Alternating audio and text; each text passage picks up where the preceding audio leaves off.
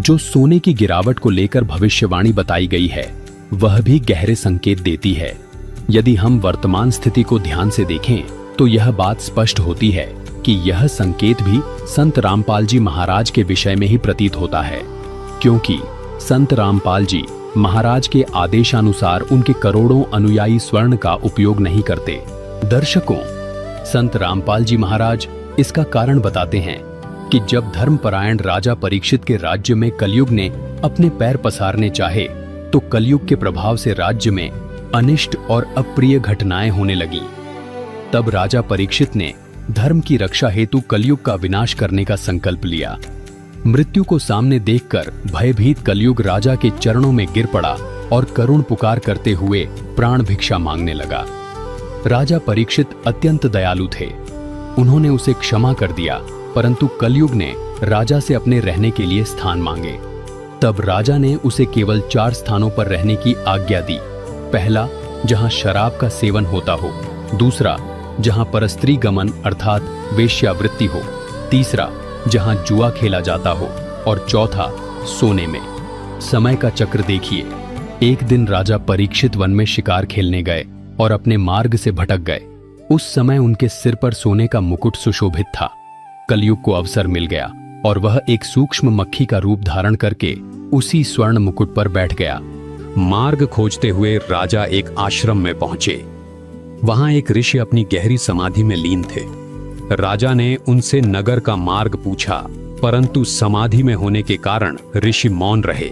सोने के मुकुट में बैठे कलयुग के नकारात्मक प्रभाव से राजा में दुर्बुद्धि उत्पन्न हो गई। स्वयं को अपमानित मानकर राजा ने विवेक खो दिया और पास ही पड़ा एक मृत सर्प उठाकर ध्यानमग्न ऋषि के गले में डाल दिया। जब यह बात ऋषि के पुत्र को ज्ञात हुई तो उसने उसी क्षण श्राप दे दिया कि जिसने मेरे पिता का घोर अपमान किया है, आज से ठीक 7वें दिन तक्षक सर्प के डसने से उसकी मृत्यु हो जाएगी।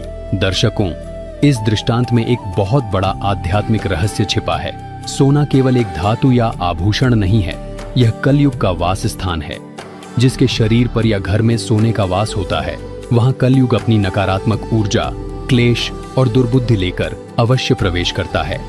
यही हमारी मानसिक परेशानियों और पारमार्थिक पतन का कारण बनता है।